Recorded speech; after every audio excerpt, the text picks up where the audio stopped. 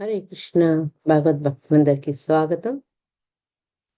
ఈరోజు 29వ పాశ్రం, ఇంకా ఆల్మోస్ట్ సమాప్తికి దగ్గరికి వచ్చేసాను. రేపు ఫలశ్రుతి.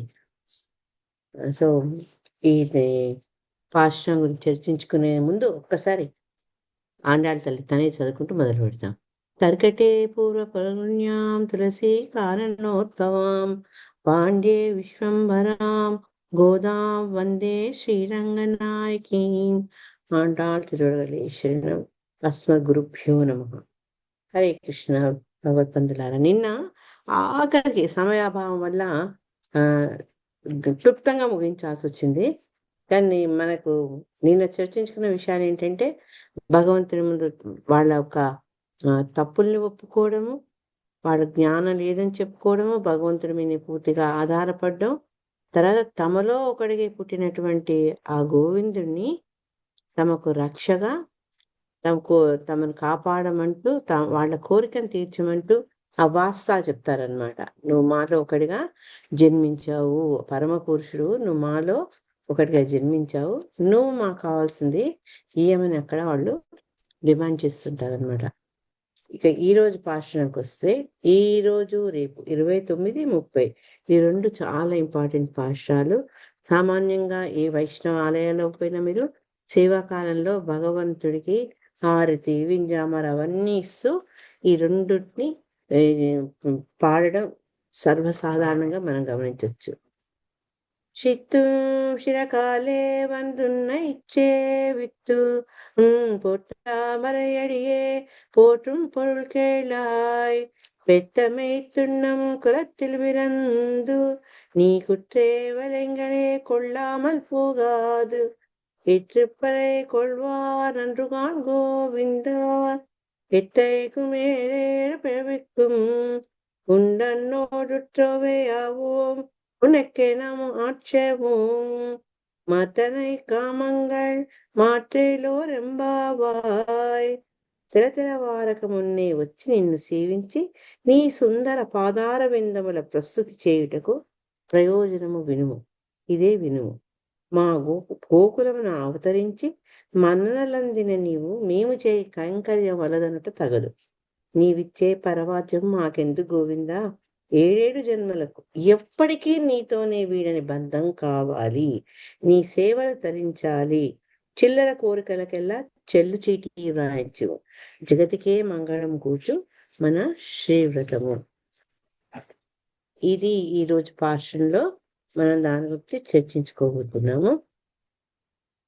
ఇన్ని రోజులు వాళ్ళు అడిగింది పరై అని అడిగారు, కానీ ఈరోజు డైరెక్ట్గా ఏం కావాలి అన్న విషయాన్ని స్పష్టంగా చెప్పారనమాట. విషయం నేను చెప్తాను, ఎప్పుడు రెడీగా ఉండదు కదా. బాగుగా తెల్లవారక మునిపే నీ ఉన్న చోటికి మేము వచ్చి నిన్ను సేవించి బంగారు తామర పువ్వుల వలె సుందరములు సృహణీయములైన చరణములకు మంగళం పాడుటకు ప్రయోజనము వినుము.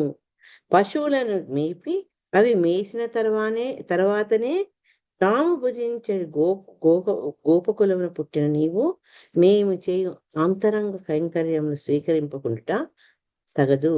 నేడు నీ నుండి పరను పుచ్చుకొని పోవడానికి వచ్చిన వారం కాదు. ఏనాటికి 7 జన్మాలకు కూడా నీతో విడరాని బంధుత్వం కలవారం మేము కావాలి. నీకే సేవలు చేయవారం కావాలి. మా ఇతరములైన కోరికలు ఏవి లేకుండాటట్టు చేయము అని ఇక్కడ వాళ్ళు ప్రార్థిస్తున్నారన్నమాట గోపికలు. ఈ మార్గశీర్ష మాసం ఏదైతే భగవద్గీతలో భగవంతుడు స్వయంగా చెప్పుకుంది, మార్గశీర్షోహం అని. ఈ గోపికలు ఏం చేశారు, పెద్దల అనుమతితో వర్షం కోసం అని వెళ్ళి వ్రతం చేసి వాళ్ళు పెద్దల ఆజ్ఞ మీద స్నాన వ్రతం చేసి దానికోసం అనుకూలంగా ఉండేటట్టు పరై అనే ఒక వాద్యం కావాలని స్వామిని చేరి ప్రార్థిస్తారనమాట. ఆ వాద్యాన్ని ఇచ్చి ఆ వ్రతాన్ని పూర్తి చేసి దాని ఫలంగా అలంకారాలు ఇవ్వని తర్వాత భగవంతుడితో కూడి పరమాన్నం భుజించాలని మనము 28 పాశురాల్లో భగవంతుని వారు ఏ రకంగా కోరుకుంటున్నారో తెలుసుకున్నాం. కానీ పైకి ఈ రకంగా అవన్నీ అడుగుతున్నప్పటికి కూడా నగలియమంటున్నారు, వాద్యాలియమంటున్నారు, ఆయుధాలియమంటున్నారు. కానీ వాళ్ళ అంతరంగంలో ఉండే కోరిక వేరనమాట. వారికి ఏంటంటే స్వామితోటి నిరంతరమైనటువంటి సాన్నిహిత్యం కావాలి. ఆయనకు కైంకర్యం చేయాలన్న కోరిక వాళ్ళకు ఉందన్నమాట. అందుకని స్నానం అంటే ఏంటంటే ఆచారం మనకు చెప్పేది ఇక్కడ భగవత్ ప్రాప్తి అన్నమాట. పరయానం అనేది ఏంటంటే భగవంతుని యొక్క కైంకర్యం. ఈ 2 వాళ్ళు అడుగుతున్నారు. భగవత్ ప్రాప్తి అడుగుతున్నారు, భగవంతుని కైంకర్యం అడుగుతున్నారు అనమాట. ఆ భావనతోటి వాళ్ళు ఈ రకంగా తిరుప్పావళిని పాడారనమాట ఇన్ని రోజులు. ఈ వ్రతము భగవత్ ప్రాప్తి కోరుకునే వాళ్ళందరూ ఒక ఆండాళ్ళ తల్లి గోపికలే కాదు, ఎవరెవరైతే భగవంతుని ప్రాప్తి పొందాలనుకుంటారో వాళ్ళందరూ ఆచరింపదగ్గ వ్రతము అని ఆచార్యులు చెప్తున్నారు. కానీ దానికి ఒక కండిషన్ ఉంది. మనం ఏం చెయ్యాలి అంటే ఫస్ట్ కావాల్సింది భాగవతులతో సంబంధం. తర్వాత శము తమాది గుణాలు ఏవైతే మనలో ఉన్నాయో అవన్నిటిని మనం వీడి ఆచార్యుల యొక్క ఆశ్రయాన్ని పొందాలి. సమాశ్రయం తీసుకోవాలంటే క్వాలిఫై చేసుకోవాలి. మనం అర్హత సంపాదించుకోవాలి. ఇలా అర్హత అంటే మనలో ఉండే ఈ దుర్గుణాలను మనం నశింపజేసుకోవాలి. తర్వాత ఆచార్యం నుంచి మంత్రోపదేశాన్ని పొందాలి. మంత్రోపదేశం పొందడం, ఆ మంత్రం యొక్క అర్థం ఏంటో కూడా మనము తెలుసుకోవాలన్నమాట. 4వది ఏంటంటే స్వామే మనకు ఉపాయమైనప్పటికీ కూడా మనం ఏంటంటే అపరాధాలతో కూడుకున్న వాళ్ళము. కానీ సర్వ స్వతంత్రుడైన స్వామిని ఆశ్రయించి ఎప్పుడైతే ఆశ్రయించే ప్రయత్నం చేస్తామో ఈ ఇద్దరిని అంటే పాపభూయిష్టమైనటువంటి మనను, తర్వాత అందరికీ ఉపాయమైనటువంటి భగవంతుని కలిపే సంధానకర్త అయిన అమ్మవారి యొక్క అనుగ్రహం కోసం కూడా ప్రార్థించాలి. మనం పురుషాకారం అమ్మవారి ద్వారానే మనము భగవంతుని దయను పొందొచ్చని మనకు అనేక సార్లు చెప్పడం జరిగింది. తర్వాత 5వది ఏంటంటే తల్లి ద్వారానే స్వామి ఉపాయమని మనం నిశ్చయించుకొని తల్లి యొక్క కృపా కటాక్షాన్ని పొంది ఆ తర్వాత ఆమె ద్వారా స్వామిని దర్శించుకొని మంగళాశాసనం పలకాలి అని చెప్తున్నారనమాట. ఇన్ని రకాలుగా చేస్తే భగవంతుని యొక్క కరుణా కటాక్షాల వల్ల మనకి ఏంటి అంటే మన స్వరూప జ్ఞానం తెలిసి, అంటే మనం ఎవరు ఆత్మ నిజమైన స్వభావం ఏంటో తెలుసుకొని అప్పుడు భగవంతుణ్ణి దర్శించుకోవచ్చు, సాన్నిధ్యం కూడా పొందొచ్చు. ఇదే క్వాలిఫికేషన్స్, ఇదే అర్హతలు అందరికీ భక్తులందరికీ ఉండాలని చెప్తున్నారు అనమాట. భగవంతుడి పట్ల మనం ఏ భావన ఉండాలని పాశ్రం ద్వారా ఏం చెప్తున్నారంటే దేహ భావన వదిలేసేయాలట. తర్వాత ఈ సంసార వ్యామోహాలు కూడా వదిలేసుకొని భగవంతుని యొక్క ప్రేమ, కరుణ, కటాక్షాల కోసం మనము పొందాలి. అవి కావాలన్న కోరికతోనే స్వామిని చేరాలి.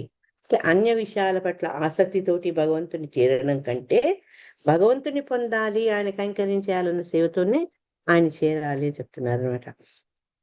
తర్వాత ఏంటంటే ఈ విషయాలని ముఖ్యంగా భగవంతుని ప్రాప్తికి మనం చేయాల్సిన పనులు మనకు 28, 29 పాశురాల్లో చెప్తూ 30వ పాశురంలో ఫలశ్రుతిగా చెప్తారనమాట. ఈ తిరుప్పావై వ్రతం ఆచరించే ముందు ఏంటి అంటే స్టార్టింగ్ లో మొట్టమొదటి పాశురంలో నారాయణే నమక్కే పరై తర్వానని అమ్మవారు చెప్పారనమాట. అంటే నారాయణుడే మనకి పరను ఫలాన్ని ఇచ్చేవారు అని చెప్తారనమాట.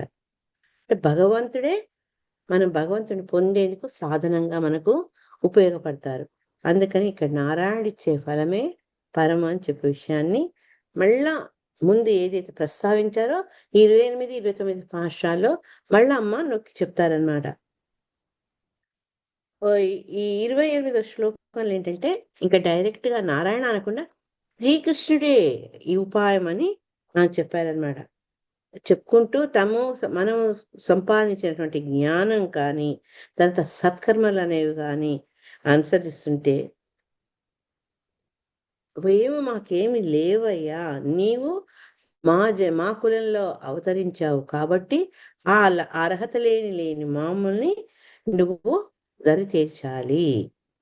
నువ్వు మా కుటుంబంలో జన్మించడమే, మా కులంలో జన్మించడమే మేము చేసుకున్న పెద్ద పుణ్యం. మిగతా ఏవి జ్ఞానం, శాస్త్రం ఏమి మాకు తెలియదు అని చెప్తూ, మాతో నీకు నీ విడదీయరాని బంధం ఉంది. కాబట్టి నువ్వే మాకు ఉపాయము, మమ్మల్ని కాపాడి పురుషార్థాన్ని ఇవ్వమని ఇక్కడ గోపమ్మలు అడుగుతున్నారన్నమాట. ఎప్పుడైతే అటువంటి భావనతో మనం భగవంతుని ప్రార్థిస్తామో మనకి ఎటువంటి ఫలం వస్తుంది అనేది ఈ పాఠంలో చెప్తున్నారు.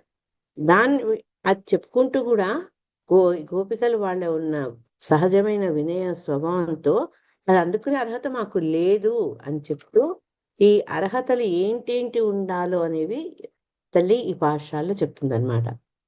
ఇక్కడ ఆచార్యులు ఏం చెప్తున్నారంటే, మన జీవ స్వరూపాన్ని 3 రకాలుగా చెప్తారట. అనన్య భోగత్వం అంటే భగవంతుడే తప్ప ఇతరములను అనుభవించాలన్న కోరిక లేకపోవడం, ఇది మనలో ఉండాలి జీవస్వరూపానికి. తర్వాత అనన్యోపాయత్వం అంటే భగవంతుణ్ణి పొందడానికి భగవంతుడు కాక వేరే ఉపాయము లేదు, ఇటువంటి విశ్వాసం ఉండాలి. మూడోది ఏంటంటే అనన్యార్హత్వం అంటే భగవంతుడికి తప్పి వేరెవ్వరికి కూడా ఏ విధంగా నేను చెందను, నేను భగవంతుడికే చెందినవాడిని. భగవత్ ప్రాప్తికి ఈ 3 లక్షణాలు ఉండాలట. ఉంటే మనం అర్హులం అవుతామని చెప్తున్నారు అనమాట. అందుకని ఇక్కడ వాళ్ళ క్వాలిఫికేషన్ ఏంటి, వాళ్ళకు అర్హత ఏంటి గోపికలు చెప్తున్నారు అనమాట. గోపికలు శ్రీకృష్ణుడిని లేపి బయటికి వచ్చి, మేము వచ్చిన కార్యం మీరు పరిశీలించి మమ్మల్ని కరుణించండి, ఈ వ్రతానికి కావాల్సిన ఉపకరణాలు ఇవ్వండి అని అన్నారు. సరే అని చివరికి స్వామి ఒప్పుకొని వస్తారనమాట. వచ్చినాక అప్పుడేమడిగారు, మాకేం సాధనాలు లేవు, నువ్వే మాకున్న పుణ్యము అని చెప్పి అప్పుడు పరమివ్వమంటారనమాట.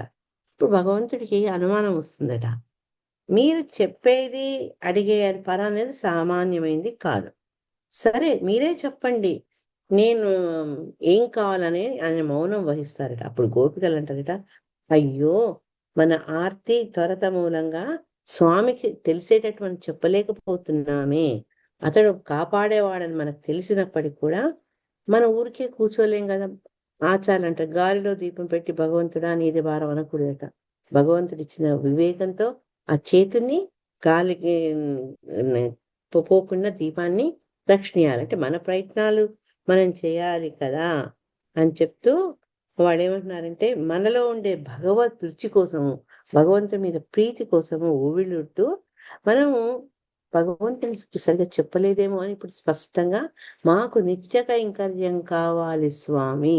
కొన్నిసార్లు మనం ఉన్న ఆరాటంలో ఆ త్వరగతిలో ఏంటంటే మనం చెప్పాలనుకున్న విషయాన్ని మర్చిపోతాం అని చెప్పుకుంటూ వాళ్ళు ఏం చెప్పారంటే, శత్రుంశిరకాలే బాగా తెల్లవారకు ముందే.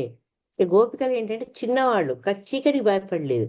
ఆ చలి, విపరీతమైన చలి, మార్గశీర్ష మంత్లో చలికి వణుకుతున్నప్పటికీ కూడా చలికి భయపడి ఇంట్లో ముసుగుతన్ని పడుకోకుండా వీళ్ళందరూ బయలుదేరారు. ఎందుకు బయలుదేరారు అంటే భగవత్ ప్రాప్తిని పొందాలన్న తాపత్రయం వాళ్ళలో ఉంటుందన్నమాట.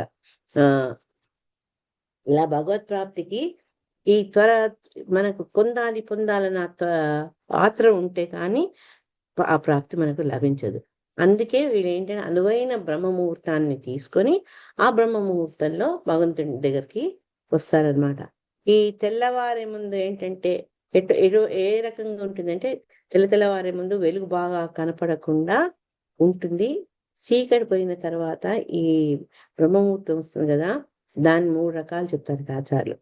తామసులు అంటే ఏంటి అంటే వాళ్ళు కాలై ఈ ఐశ్వర్యాన్ని కోరుతూ భగవంతుని ఆశ్రయిస్తారట. ఈ వర్ణాశ్రమ ధర్మాన్ని ఆచరించే వాళ్ళు శిరుకాలై అంటే వాళ్ళు ఏంటి అంటే అక్కడ ఆత్మజ్ఞానం కోసం భగవంతుని కైంకర్యం చేసేవాళ్ళు. ఇక 3వ రకం ఏంటంటే భగవంతుని చూడాలి అన్న కోరికతో ఆతృత వచ్చిన గోపికలు మేల్కొనే సమయం శత్రుంశి రకాలే అన్నారనమాట. భగవంతుని కొరికే భగవంతుని సేవించలేక ఉండలేక వాళ్ళు చేసే సేవనమాట. ఈ ఉదయం బ్రహ్మ ముహూర్తం గురించి ఏం చెప్తారంటే, అజ్ఞానం అనే చీకటి మనలో తొలగిపోయి అప్పుడు భగవత్ ప్రాప్తి, భగవత్ కైంకర్యం అనేది మనకు తెలుసుకోవడము, అనుభవించడం, అది వెలుగులోకి రావడం అన్నమాట. అదే ఇప్పుడు గోపికలు చేయబోయే ఈ విన్నపాలన్నమాట. వాళ్ళు చేసిన స్నానం అంటే ఏంటి అంటే భగవత్ విషయంలో భగవంతుని యొక్క అవగాహన వాళ్ళు పెంచుకున్నారన్నమాట.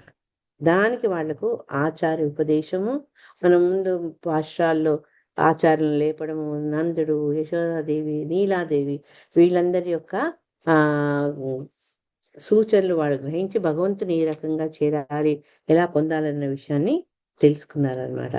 ఎందుకు వీళ్ళకి ఇంత తొందర? తెల్లవారితే ఆ పల్లెమో వెళ్ళిపోతుంది, పంపించేసింది. పెరుగన్నం పెట్టేసి సర్ది కట్టేసి కృష్ణయ్యను మరి ఎండెక్కకముందే అడవులకు పంపించేసింది. కాబట్టి రోజంతా సాయంత్రం దాకా స్వామి అందుబాటులో ఉండడు. మరి ఆయనతో వీళ్ళ విన్నపాలు ఎట్లా చేసుకోవాలి? అందుకని వాళ్ళు ఏంటంటే అంత పొద్దున్నే చీకటి వీడకముందే పోయి భగవంతుడికి వాళ్ళ విన్నపాలని చెప్పుకుంటారు. ఆయన తిరిగి వచ్చినాక ఎట్లా ఉంటారు? అడవి నుంచి తిరిగి వచ్చినాక శ్రమతో ఉంటారు కదా. అందుకని వీళ్ళు ఏమంటున్నారంటే, అరే భగవంతుడిని ఆ సమయంలో మనం కష్టపెట్టొద్దు అని చెప్పి, మనం ఇంత త్వరగా రావడంతో భగవంతుడికి క్షమే. కానీ ఏంటి అంటే, ఎందుకు శ్రమ అంటే ఈ సంసారంలో పరిభ్రమించే మనలాంటి జీవులందరూ ఏంటి, దారి తప్పుతాం. మనం గమ్యం ఏదో తెలియదు, దారి తప్పుతాం. అటువంటి వాళ్లను భగవంతుడు తన వైపు ఆకర్షించేందుకు ఎంతో కష్టపడతారట. మనం కూడా ఇట్లాంటి సమయంలో వచ్చి భగవంతుడిని కష్టపెడుతున్నామే అని అంటారనమాట. ఆ కష్టం ఈ కష్టం ఒకటే అని చెప్తూ భగవంతుడు ఈ మన వంటి బద్ధ జీవుల్ని ఏం చేస్తారంటే, ఎందుకు కష్టం అంటున్నారంటే ఎదురు వెళ్ళి మన వాళ్లను తన ప్రయత్నం ద్వారా తన వైపు తిప్పుకుంటారు అని చెప్తున్నారట. గోపికలు భగవంతుణ్ణి పొందేందుకు తమంత తాము ప్రయత్నం చేయకూడదు. ఎందుకంటే భగవంతుడే ఉపాయం అని చెప్పుకున్నారు కదా. అయినా కూడా వాళ్ళకి ఏంటంటే ఆ ఆత్రంతో వాళ్ళు వెళ్ళారనమాట. అట్లా వెళ్ళడం స్వామికి కొంచెం కష్టం అనిపిస్తుందట. ఎందుకు అంటే ఆయనకి మనసు అటువంటిది.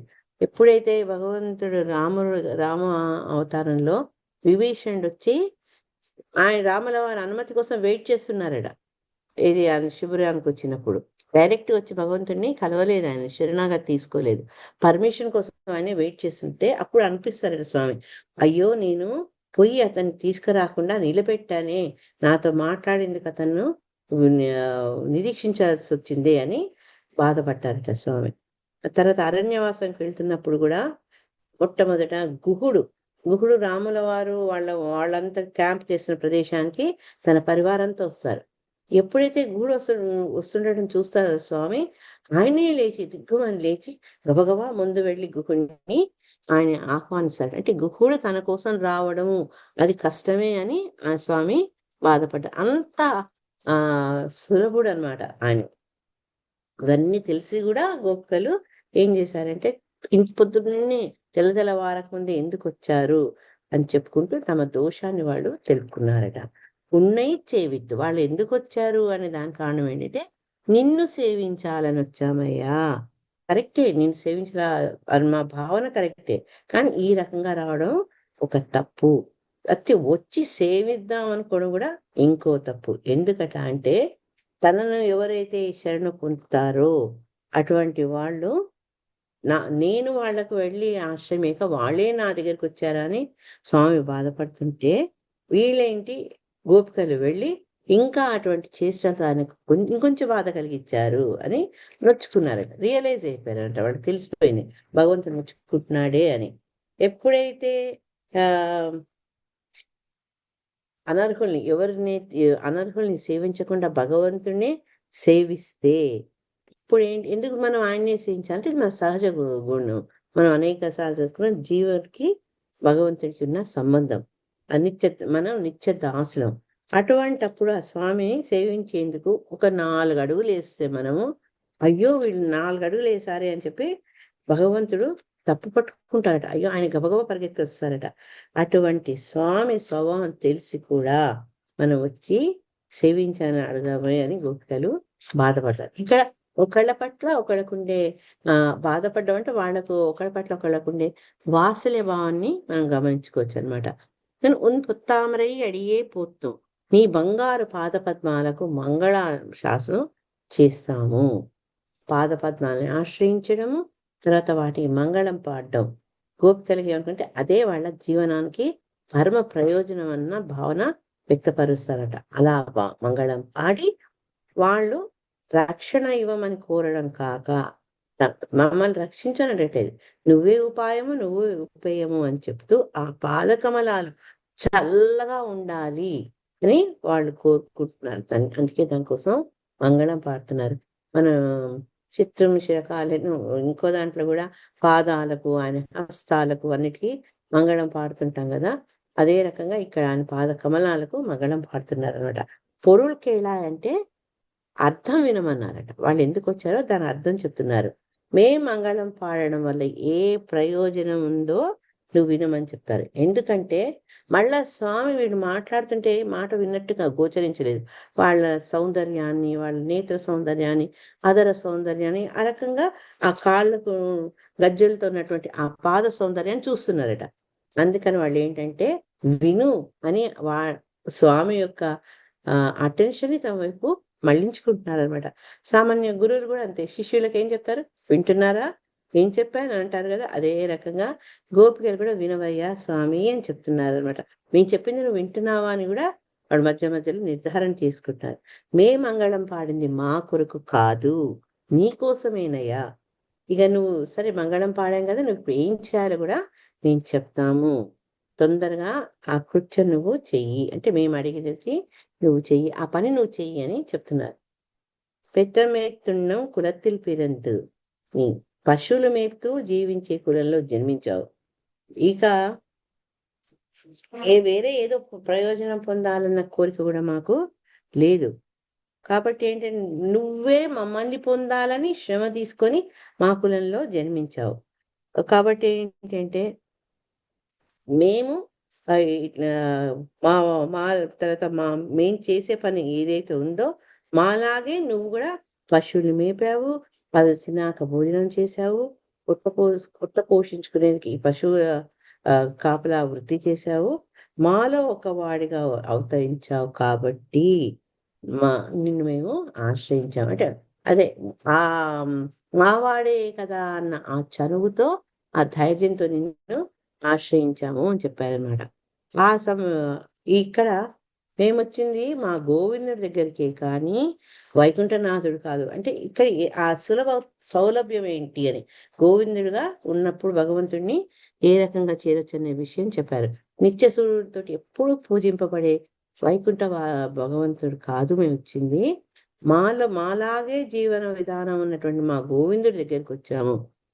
రాజకుటుంబంలో జన్మించిన రామచంద్రుడిని ఆశ్రయించలేదు మేము అని చెప్తున్నారు. అంటే వాళ్ళు వేరే అవతారాల్లో ఉన్న స్వామిని కాక వాళ్ళలో ఒకడిగా ఉండి వాళ్ళ కోసమే జీవించేటటువంటి సులభుడైనటువంటి గోవిందుడిని వాళ్ళు ఆశ్రయించామంటున్నారనమాట. ఎప్పుడైతే తమను కాపాడమని ప్రార్థన ఈ ఈ గో మనం చేస్తాం, మన కష్టం వస్తే భగవంతుని తలుచుకుంటాం. కానీ గోవులకేంటి అంటే అవి తమను కాపాడమని ఎవరిని ప్రార్థన చేయవు. అంతేగాక యువతల వాళ్ళని కాపాడే ప్రయత్నాలు కూడా అవి చేయవు. అటువంటి గోవుల ప్రార్థనను స్వామి విన్నారు. వాటి ప్రార్థన విన్నావు, గోవర్ధనాన్ని ఎత్తి వాళ్ళని కాపాడవు, ఇక మా మాట వినయ్యా, మా మీద కృప చూపమని అడుగుతున్నారంట. గోవులకు మేత చూడనిదే నువ్వు భోజనం చేయవే, మరి మాకు మేము అడిగిన ఫలాన్ని సమకూర్చవా అని ఆయన త్వరపెడుతున్నారు ఇక్కడ స్వామిని. కుట్రేవల్ ఎంగళే పొళ్ళామల్ పోగాదు, నీ అంతరంగ కైంకర్యంలో మమ్మల్ని గ్రహించు. ఇప్పుడు వాళ్ళు డైరెక్ట్ టాపిక్ లోకి వచ్చారనమాట. మాకు ఏమి వద్దు, నీ అంతరంగ కైంకర్యాన్ని మాకు ప్రసాదించు అన్నారు. ఎందుకంటే పరమపదంలో ఉన్నప్పుడు స్వామి వైకుంఠంలో ఉన్నప్పుడు ఏంటంటే నిత్య సూర్యులు, అనంతుడు, గరుడు వాళ్ళందరూ కూడా స్వామికి కైంకర్యాలు చేస్తారు. కానీ నువ్వు జన్మలేని వాడు ఈ గోకులంలో జన్మించినందుకు మాకు కూడా నీ అంతరంగిక కైంకర్యాన్ని ఇవ్వమని అడుగుతున్నారనమాట అక్కడ. ఇది కూడా ఏంటి, దూరంగా ఉండే సేవలు కాదు, నీ దగ్గరే ఉండి నిన్ను సేవించే అవకాశం మాకు కల్పించు. ఏంటి అని అవి కూడా చెప్తున్నారు మళ్ళా. ఆయన ఇక్కడ వినట్లేదేమో సరిగానే ప్రసాద నివేదన కానీ, ఆర్తి ఇవ్వడము, భగవంతుడు ఉత్తరీయాన్ని అందించడము, చామరు వేయించడము, తాంబూలం అందించడం, తర్వాత పాద కైంకర్యం చేయడం, ఇవన్నీ కూడా భగవంతునికి మనం చేసే అంతరంగిక సేవలు అనమాట. నీ సేవ యొక్క రుచి, ఆ ఆనందం మాకు తెలుసు కాబట్టి మేము ఆగలేకుండా ఆవేదనతో, అరే మాకు ఇంకా స్వామి కైంకర్యం దొరకలేదే అన్న బాధతోటి వచ్చి నిన్ను ఆశ్రయించాము. నీ వియోగంతో మేము కృషించిపోయాము. మా దేహాలు చూస్తే నీకు తెలియట్లేదా స్వామి అని అడుగుతున్నారనమాట. ఇంకా నీకు తప్పదు ఇప్పుడు ఇంక ఎమోషనల్ బ్లాక్మెయిల్. మాకు ఈ అంతరంగిక కైంకర్యం నువ్వు ఇవ్వాల్సిందే. ఎందుకంటే లౌకిక విషయాలు, అన్నపానాదుల మీద మాకు ఆసక్తి పోయింది. నీ సౌందర్యమే మాకు సమస్తము. నువ్వు మమ్మల్ని వదలొద్దు, మమ్మల్ని అనుగ్రహించు అని చెప్తున్నారట. ఎందుకంటే మేము అన్నీ వదిలేసి నీ ఆశ్రయంలోకి వచ్చాము. మేము ఒక నీ సేవ తప్పించి ఇంకోటి కోరట్లేదని చెప్పారు. దానికి స్వామి ఏమన్నారటంటే, మీరు చెప్పినట్లే అంతరంగ కైంకర్యాన్ని నేను ఇస్తాను. కానీ మీరు ముందు నుంచి పరే పరే పరే అని అడుగుతున్నారు కదా, అది కూడా నేను మీకు ఇస్తాను అని అన్నారట. అంటే వీళ్ళేమన్నారంటే, ఇట్రపరే కొల్వాన్ అనృగాన్ గోవిందా అని చెప్పారు గోపికలు. ఈ రోజు మేము పరను పుచ్చుకునే వాళ్ళం కాదు తండ్రి గోవిందా అని చెప్తున్నారు. చెప్పి మేము ఇన్నిసార్లు పరేని అడిగింది మా కోసం కాదు, ఊరి పెద్దల కోసం అడిగాము. కానీ మా అంతరంగాన్ని, మా భావాన్ని మేము నీకు చెప్పకున్నా నువ్వు మాకు ఇంత సన్నిహితుడు కదా, నువ్వు గుర్తించలేవా అని. కొన్నిసార్లు మనకు ప్రియమైన వాళ్ళ యొక్క ముఖాన్ని చూసి, వాళ్ళ కనుబొమ్మల కదలిక చూసి మనకి ఈజీగా తెలిసిపోతుంది వాళ్ళ మనసులో ఏమనుకుంటున్నారు. మరి మాకు ఇంత సన్నిహితుడుగా ఉన్నావు కదా నువ్వు స్వామి, మా అంతరంగాన్ని నువ్వు తెలుసుకోలేదా అని చెప్పి, నిన్ను వదిలి వేరే దాన్ని ఏదో ఇస్తే స్వీకరించి పోతాం అనుకుంటున్నావా? అట్ట ప్రసక్తే లేదు. నువ్వు కోరి గోవుల్ని కాపాడినావు, గోవంతుడయ్యావు. ఆ పేరు నువ్వు సార్థకం చేసుకో, మేము అడిగింది మాకు ఇవ్వు అని ఆయన చెప్తున్నారనమాట. ముందు ముందు ఏంటంటే తమను భగవత్ అభిముఖులు, అంటే భగవంతుడి వైపు ఆకర్షితుడయ్యేటట్టు చేసి సాయుధ్యం ఇస్తున్నాడని వాళ్ళు ఏంటంటే భగవంతుడిని పట్ల కృతజ్ఞతతో కూడారే వెళ్ళం షో గోవింద అంటే, ఎందుకు ఎన్నిసార్లు గోపికలు గోవింద గోవింద అని ఆయన ప్రస్తుతించారో అది మనకు ఆచార్యులు చెప్తున్నారు. ఇంకోటి ఏంటంటే తమకు వేరే ఉపాయం ఏదీ లేదు, తమలో ఉన్న జ్ఞాన లోపాన్ని తీర్చేందుకు స్వామి ఆయన ఎవరు గుణ పరిపూర్తుడు అనమాట. ఆయనే ఉపాయం అంటూ చెప్పుకుంటూ గోపికలు ఏమన్నారు, కొడవండ్రు మిల్లాద గోవిందా అని అన్నారు అనమాట. ఇంకోటి ఏమన్నారంటే, మాకు వేరే ఏది ప్రాప్తం కాదు, నువ్వే మాకు కావాలి అని చెప్పుకుంటూ ఇరపడై కొల్వాన్ అండ్రుగాన్ గోవిందా అంటే వాళ్ళ మనోగతాన్ని ఈ గోవింద నామంతో, గోవింద శబ్దంతో ఉచ్చరిస్తూ గోపికలు ఏ రకంగా పలుమారు చెప్పారు అనేది మనకు ఆచార్యులు చెప్తారు. నీవు గోవింద తత్వంతో నీ స్వభావం మా స్వభావము, నీ జన్మ కూడా మర్చిపోతావేమో, అంటే ఈ రక్షణ భావంలో నువ్వు అన్ని మర్చిపోతావేమో అని చెప్తూ ఇంకేం చెప్తున్నారంటే, ఆయన్ని కొంచెం హెచ్చరిస్తున్నాను, అన్ని మర్చిపోతావు, మేము అడిగిన ఫలాన్ని మాకు ఇవ్వలేము అని. ఇప్పుడు స్వామి ఏమన్నారంటే, మీ మాటలు లోకులకు ఎంతగా అర్థమవుతుందో నాకంతే అర్థమైంది. కొంచెం ఇది అర్థమైంది, నాకు ఎక్కువ అర్థం కాలేదంటే నేను తెలివి తక్కువ వాడిని కాదు, మీరు స్పష్టంగా చెప్పలేదు, మీ అంతరంగంలో ఉన్న కోరిక మీరు స్పష్టంగా చెప్పలేరు. ఇప్పుడైనా మీరు అంతరంగ కైంకర్యం కావాలని విషయానికి వచ్చారు కాబట్టి ఆ అంతరంగ కైంకర్యం అంటే ఏంటో అది కూడా మీరు స్పష్టంగా చెప్పండి అని అన్నారనమాట. ఇప్పుడు గోపికలు అన్నారట, ఓహో స్పష్టంగా చెప్తే గాని నువ్వు కృప చేయవా అని వాళ్ళు చెప్పడం మొదలుపెట్టారు. అంతరంగ కైంకర్యం అంటే ఏంటో చెప్పబోతున్నారు. ఈ ఇంతకుముందు మనం అనుకున్నట్టు ఆచార్యులు గోవిందునికి అనేక అర్థాలు చెప్పారు. ఒక 10 రకాల అర్థాలు ఈ గోవిందానికి చెప్తారనమాట. అటువంటి స్వామి, అంటే అంత విశిష్టత గల స్వామి తమను కాదని ఎక్కడ ఊరుకుంటాడేమో అని స్వామి ఎడబాటు భరించలేని గోపికలు పెత్తమేతున్నం కులத்தில் పెరగరందు అని చెప్తారు. అది నీ వియోగాన్ని మేము భరించలేము అని మళ్ళా గోవిందనామాలతోటి వాళ్ళ భావాన్ని చెప్పుకుంటారనమాట. ఎంతసేపు ఇంకా లాస్ట్కు ఉందా, எற்றைக்கு மேலேறு பிறவிக்கும் உந்தன்னோடு తోమేయావో ఉనకేనా మార్చేవో.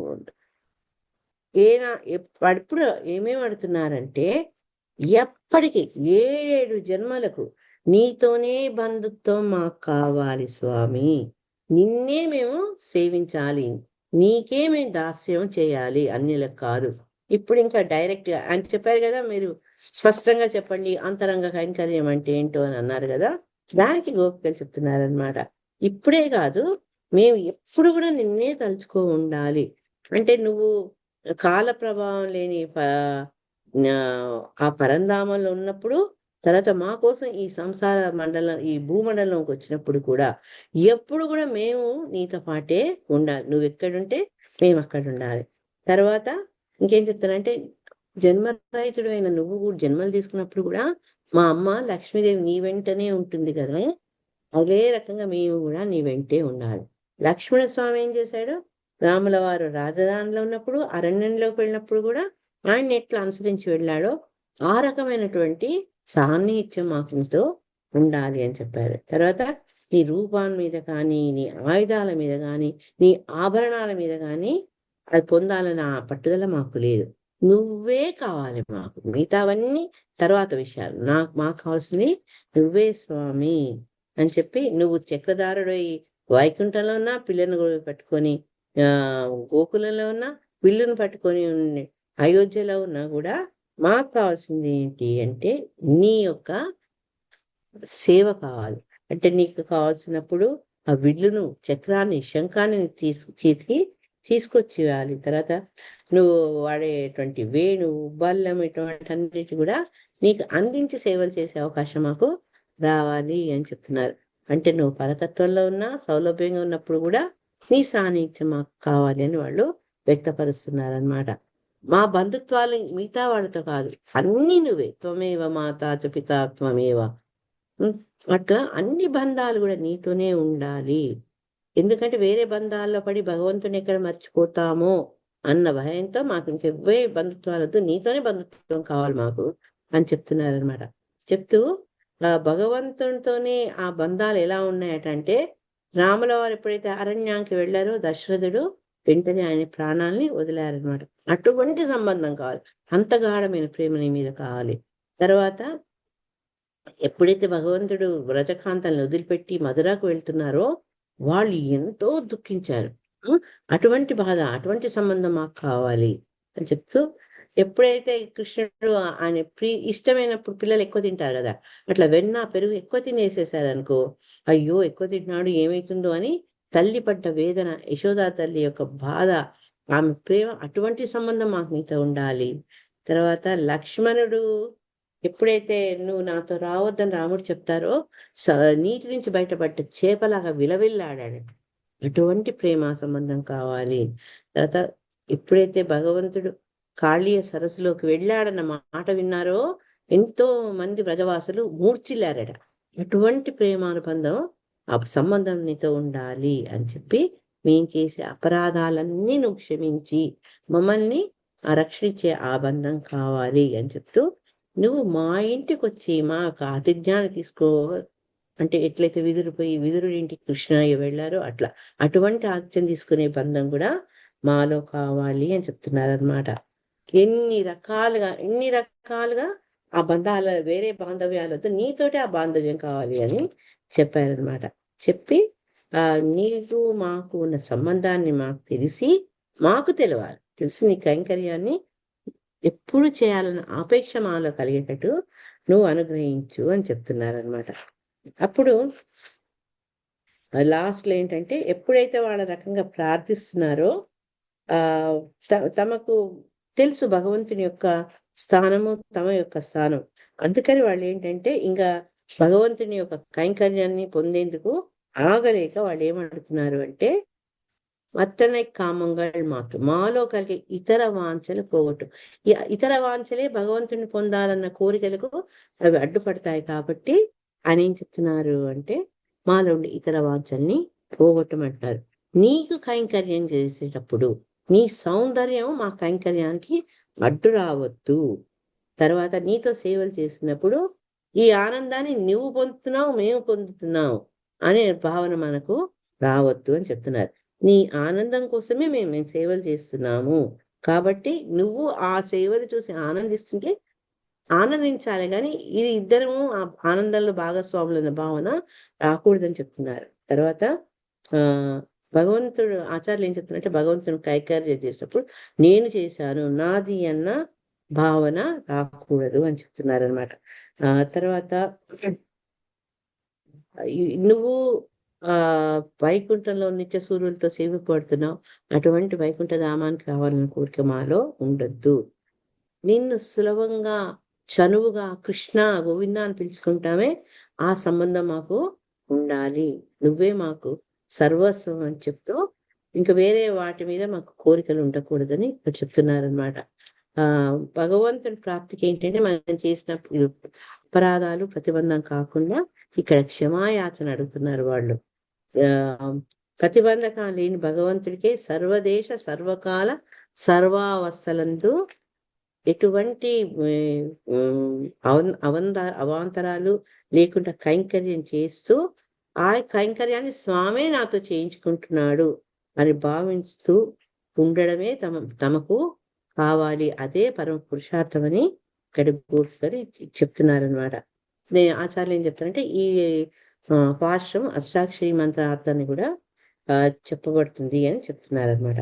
ఎప్పటికీ 7 జన్మలు అనే దాన్ని బట్టి చూస్తే ఏంటంటే ఎప్పుడు సమస్తము నిరంతరము భగవంతుడితోనే సంబంధం కలిగి ఉండాలి అన్న ఆ భావన మనకు తెలుస్తుంది అనమాట. అందుకని ఈ పాశ్రం చాలా ఇంపార్టెంట్. ఈ పాశ్రం ద్వారా గోపికలు వాళ్ళ హృదయాన్ని స్పష్టంగా భగవంతుడికి చెప్పి తమ వ్రతాన్ని సమాప్తి చేసుకుంటారు. అదే విధంగా మనం కూడా ఇదే భావంతో భగవంతుడితో అటువంటి సంబంధాన్ని నెలకొల్పుకుంటూ ఆయన కైంకర్యాన్ని ఆయన కోసమే, ఆయన ప్రీతి కోసం అన్న భావనతో చేసుకునే అవకాశాన్ని కలిగించాలని ప్రార్థిస్తాం. ఆండాళ్ తిరువగేశ్వరణ. హరే కృష్ణ. హరే కృష్ణ మాతాజీ. థ్యాంక్ యూ మాతాజీ. టైం అయిపోయింది. టైం మాట్లాడుతున్నప్పుడు అదో ప్రాబ్లం నాతో. హరే కృష్ణ. ఓకే, నీవు అదే క్లోజ్ అయిపోతుందిలే మాతాజీ రూమ్. థ్యాంక్ యూ తల్లి. Hare Krishna. Hare Krishna. 2 seconds. Fortune approach you, Lord, to see which are the truth and which does make